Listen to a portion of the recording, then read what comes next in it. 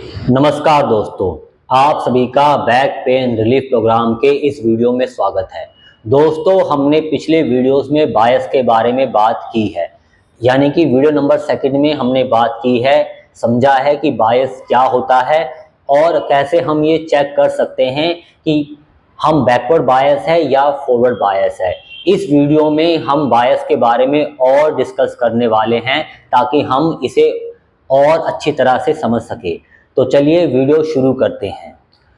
जैसा कि आप सभी जानते हैं कि जो हमारी बैक पेन का सोर्स है वो है हमारे डिस्क का इन्फ्लेम होना या हमारे डिस्क का टियर वियर होना या हमारे डिस्क का बाहर की तरफ पुश होना, जिससे हमारे नर्व पर जो है प्रेशर पड़ रहा है, नर्व जो है हमारी पिंच हो रही है, जिससे हमें पेन फील हो रहा है। और ये इसलिए हो रहा है क्योंकि हमारी स्पाइन ऐसी पोजीशन में आ जाती है जिससे हमारे डिस्क पर ओवरलोड पड़कर हमारा जो डिस्क है वो धीरे धीरे वियर टियर हो रहा है, इन्फ्लेम्ड हो रहा है या हमारा डिस्क जो है बाहर पुश हो रहा है। तो यानी कि हमारी जो ये स्पाइन की पोजीशन है वो हमारे डिस्क को जो है फोर्स कर रही है इन्फ्लेम होने के लिए या बाहर पुश होने के लिए। तो ये जो स्पाइन की पोजीशन है वो दो तरह की होती है। पहली होती है जिसमें हमारी जो स्पाइन है जब वो पीछे की तरफ बैंड हो रही है, ठीक है, यानी कि जब हमारी स्पाइन बैकवर्ड लीन की पोजीशन में जा रही है, पीछे की तरफ जा रही है, तो हमारे डिस्क पर जो है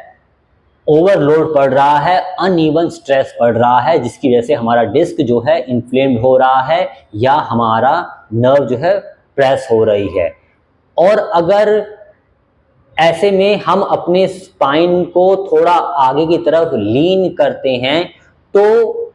हमें बेटर फील होता है, क्योंकि अब जो वो ओवरलोड पड़ना था डिस्क पर वो अब नहीं पड़ रहा है। तो जब हम आगे की तरफ लीन होते हैं हल्का सा और जब ये प्रेशर नहीं पड़ता है और हमें बेटर फील होता है तो इसे हम फॉरवर्ड बायस कहते हैं, यानी कि आपको थोड़ा आगे की तरफ लीन होने में बेटर फील होता है, कंफर्ट फील होता है। इसी तरह से दूसरी स्पाइन की पोजीशन वो होती है जिसमें जब आप आगे की तरफ लीन हो रहे हैं, जब आप फॉरवर्ड लीन की पोजीशन में जाते हैं, यानी कि आप हल्का सा आगे बैंड होते हैं, तो आपके डिस्क पर अनइवन स्ट्रेस या ओवरलोड की वजह से आपकी डिस्क जो है इन्फ्लेम हो रही है, वियर टियर हो रही है या बाहर पुश हो रही है, जिसकी वजह से आपको जो है पेन होता है। बट अगर आप अपने आप को थोड़ा सा जो है पीछे बैंड करते हैं, यानी कि आप जो है बैकवर्ड लीन की पोजीशन में जाते हैं, तो आपको बेटर फील होता है। इसी को हम जो है बैकवर्ड बायस कहते हैं, यानी कि आपको हल्का सा पीछे की तरफ लीन रहने में बेटर फील होता है, कंफर्ट फील होता है और आगे आपको बैंड होने में या लीन होने में बैक पेन फील होता है। इसलिए जब हम अपने बायस के अकॉर्डिंग एक्सरसाइज करते हैं, जो आपको आगे बताई जाएगी, जैसे कि हम अपने बायस के अकॉर्डिंग अलग अलग एक्सरसाइज करते हैं, तो जो फॉरवर्ड बायस वाले होते हैं तो उनके लिए हम जो है अपने फ्रंट की, यानी कि हम अपने फ्रंट की जो हमारी कोर मसल्स है आगे की, उसकी हम स्ट्रेंथनिंग करते हैं ताकि जो हमारी स्पाइन है वो ऑटोमेटिकली थोड़ी बहुत अपने आप ही जो है फॉरवर्ड लीन की पोजीशन में रहे। इसी तरह से जो बैकवर्ड बायस वाले हैं, जब हम उनके लिए एक्सरसाइज करते हैं या जब बैकवर्ड बायस वाले एक्सरसाइज करते हैं तो वो अपने बैक मसल्स की एक्सरसाइज करते हैं, ठीक है, वो अपने बैक मसल्स के लोअर बैक मसल्स की एक्सरसाइज करते हैं ताकि उनकी बैक मसल्स की स्ट्रेंथनिंग हो, उनकी बैक मसल स्ट्रॉन्ग हो, ताकि वो ऑटोमेटिकली थोड़ा सा जो है अपने आप ही उनकी जो स्पाइन है वो बैकवर्ड लीन की पोजीशन में रहे और उनको पेन ना हो, यानी कि उनकी जो मसल्स है फॉरवर्ड बायस वालों के लिए उनकी आगे वाली मसल्स और बैकवर्ड बायस वालों के लिए उनके पीछे वाली मसल्स उनको उस पोजीशन में रखे जहां पर उनको पेन नहीं हो रहा है। तो इसीलिए जो है बैकवर्ड और फॉरवर्ड बायस वालों को उनके अकॉर्डिंग जो है रहने के लिए बोला जाता है। यानी कि बैकवर्ड बायस वालों को कहा जाता है कि आपको जो है थोड़ा सा पीछे की तरफ लीन होकर रहना है, और फॉरवर्ड बायस वालों को कहा जाता है कि आपको थोड़ा आगे की तरफ लीन होकर आपको रहना है, आपको इस तरह से पोजीशन में रहना है।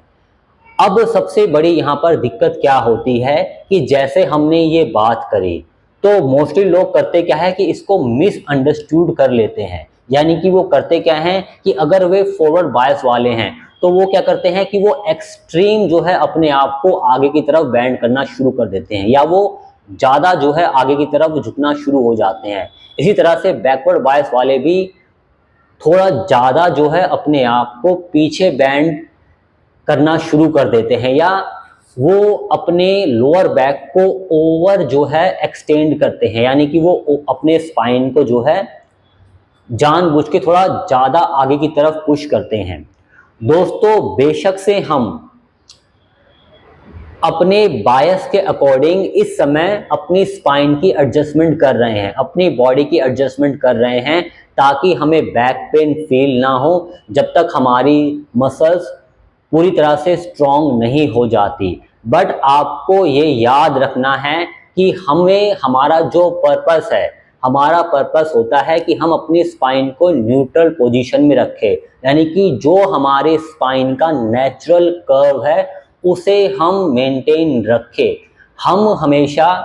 चाहे आप एक हेल्दी पर्सन हो, चाहे आपको बैक पेन है या नेक पेन है, कोई भी आपका इशू हो, हम हमेशा कोशिश करते हैं कि हम अपने स्पाइन को न्यूट्रल रखें। बट क्योंकि हमारी स्पाइन, जैसे मान लीजिए कि अगर आप बैकवर्ड बायस है, क्योंकि आपकी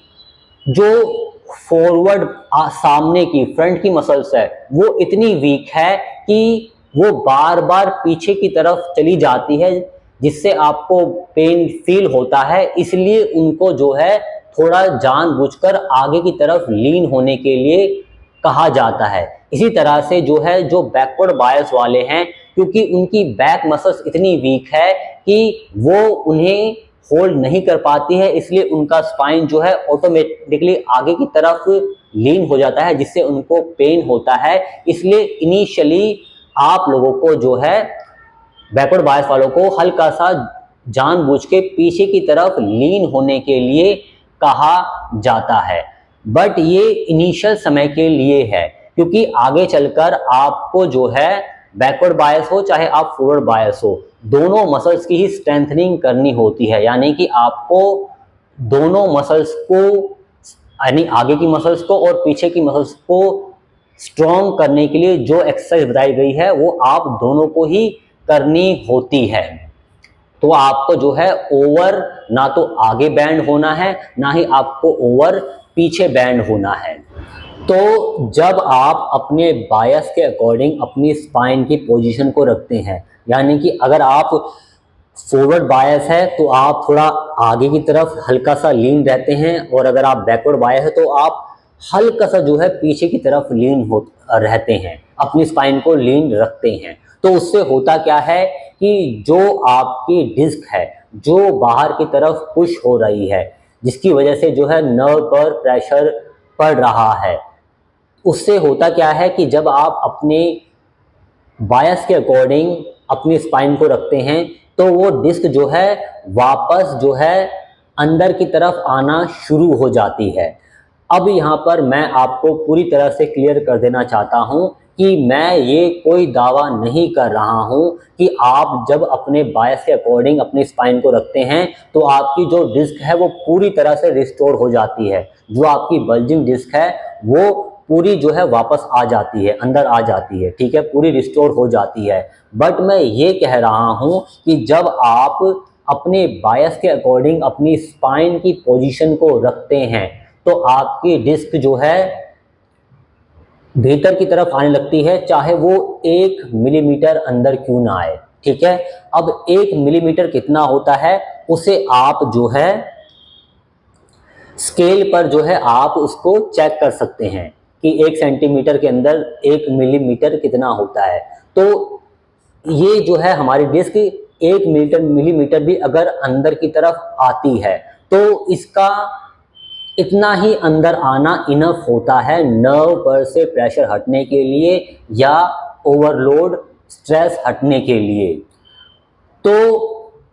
इस तरह से आपको ये चीज़ें ध्यान रखनी है। आपको अपने बायस के अकॉर्डिंग अपने स्पाइन को रखना है इनिशियली, जब तक आपके जो है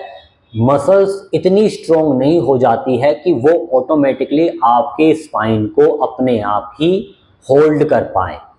बट आपको ओवर नहीं करना है, यानी कि आप अगर फॉरवर्ड बायस है तो ना तो आपको ज़्यादा फॉरवर्ड लीन होना है, और अगर आप बैकवर्ड बायस है तो ना आपको ज़्यादा बैकवर्ड लीन होना है। आपको जो है थोड़ा सा ही अपने स्पाइन को फॉरवर्ड या